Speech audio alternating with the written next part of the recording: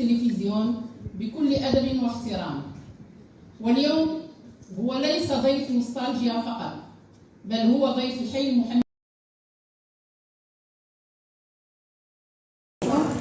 السلام عليكم. فوزية خلخال، رئيسة جمعية نوستالجيا الحي المحمدي للثقافة والابتكار. اليوم كان عندنا حفل تكريم أو لقاء نوستالجي مع الفنان الكبير السي محمد خويي، وهذا كان انفتاح على أبناء المغرب بصفة عامة خارج الحي المحمدي.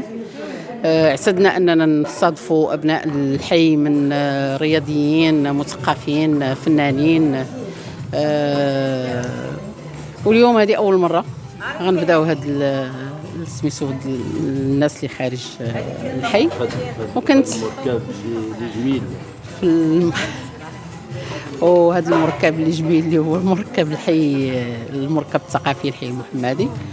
وهذا كان شرف لينا نيت اننا نستضيفوا الفنانه ديالنا في الحي ديالنا.